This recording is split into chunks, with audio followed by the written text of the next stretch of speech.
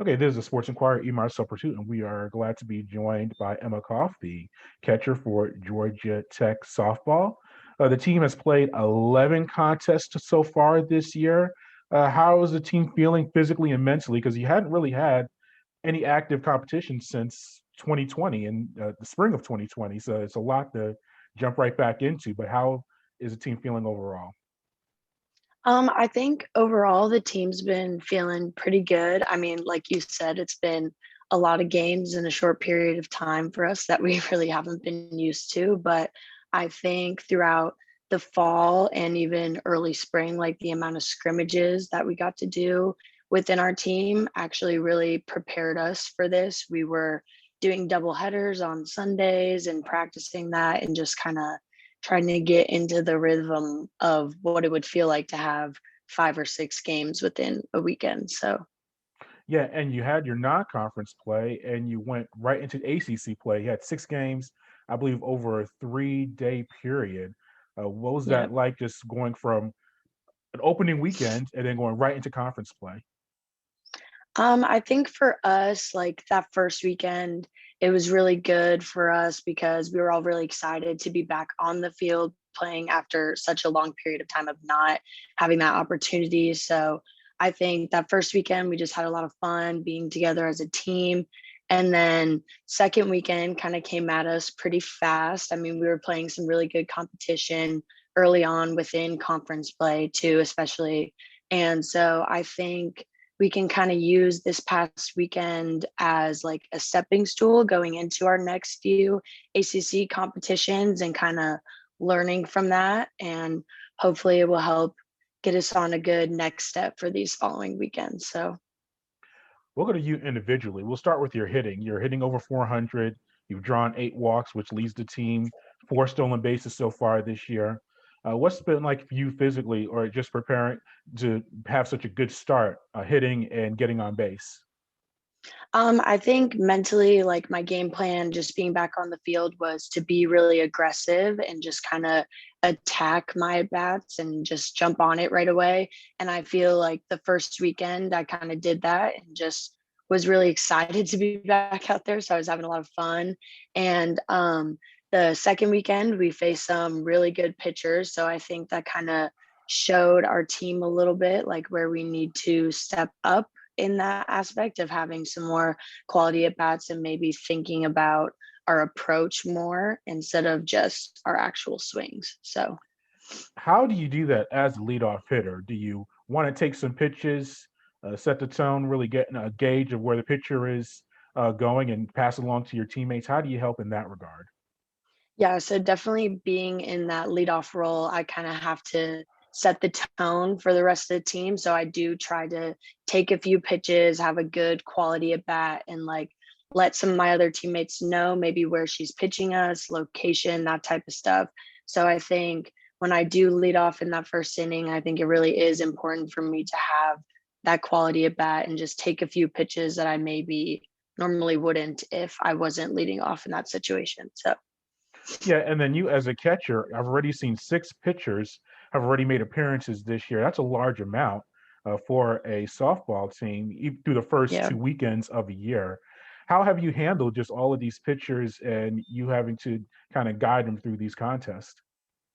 I think personally for me, I was very lucky to have the opportunity from last season when we did get a play of getting to know all my pitchers already previously. And then throughout this fall, we did a lot of bullpen work and individual stuff with our pitchers because we have 7 of them on our staff. And so I think it really is important for that catcher pitcher relationship and to feel comfortable and confident with each other when we are on the field. And so I think we developed that a lot throughout the fall. And I think that will definitely help us going throughout the rest of this spring season, having so many girls on our pitching staff.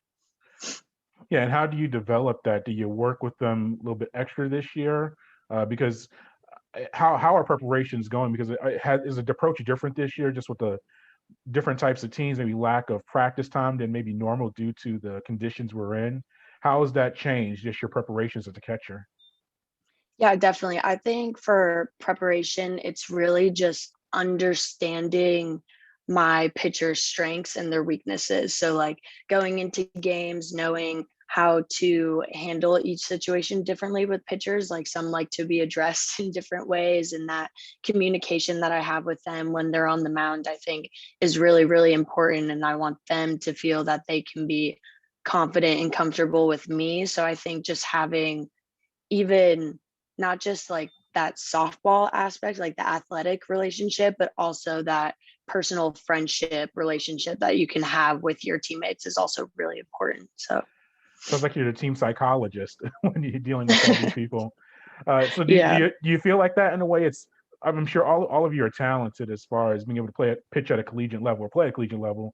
But do you feel like Mhm. you deal more the mental aspects, especially with these pitchers and helping them get through these contests? Yeah, I think sometimes I think some are more that way than others, but I mean that's just how they are as people. So I think it's important to understand that.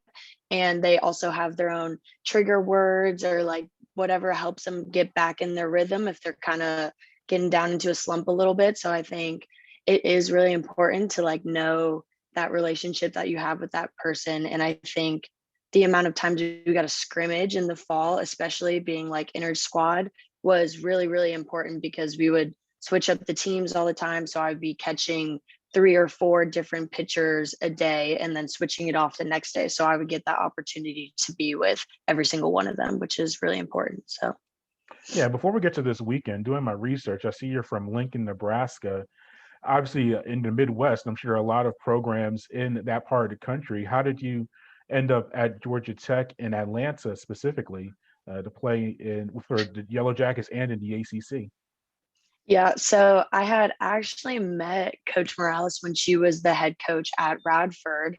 And so I had met her through connections with one of my high school coaches in Nebraska. And so I went to a camp there while she was at Radford. And then I stayed in touch with her through that. And then she eventually got the head coaching job here at Georgia Tech. And so I stayed in contact with her through that. And I came on my first visit here, and that was actually the same day that I committed here because I just fell in love with the entire campus, like the softball program, even just athletics program in general here. And so I think when I just came here, it was the perfect fit for me. And I'm so thankful that I got to have that relationship with Coach Morales and that she got that opportunity here. So it just worked out perfectly. Yeah, did you go back to Nebraska during the summer or even in the fall with everything going on, or did you stay in Atlanta to be closer to the team? How'd you handle just your off season in that regard? Yeah, so actually for the off season, I did go home. So I stayed home basically throughout the whole quarantine until we came back on campus this fall. So I think it was actually pretty nice for me being able to go home after not being home for so long. And so I really got to enjoy that time being with my family while I got the opportunity and stay in touch with some of my close friends who are also playing at the college level. So I think that was a lot of fun, and I got to keep in shape at home and do my workouts there. And it was just kind of a nice little break from the heavy fall schedule and the few games that we got to play in the spring. So Yeah, and lastly, you have 4 games this weekend, including a doubleheader against Miami of Ohio, and you play some in-state rivals in Kennesaw State and University of Georgia. mhm. How's the team doing right now? You said you had some setbacks to start ACC play, but now you get a little bit Mhm. more non-conference play to continue your schedule. Yeah.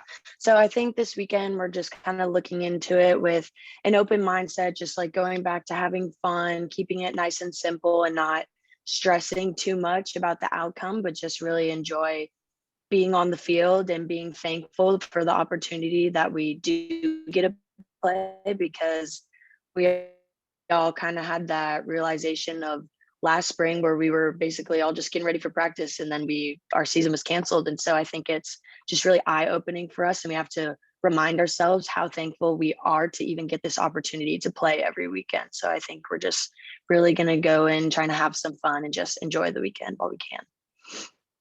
All right, Emma, thank you for your time. We appreciate it, and good luck for the rest of the season. Thank you so much. Thank you for having me. Yeah. Okay, and that was Emma Kauf, the catcher for Georgia Tech softball. If you want to hear more from that interview, as well as more of our content with the softball team as well as all of athletics, make sure you go to our site, thesportsinquirer.net, or you go to our social media platforms from Twitter, Instagram, and Facebook, as well as your audio providers, including Spotify, SoundCloud, YouTube, Google Podcast. You can also search for us on there. Until next time, good fight, good night, and be safe.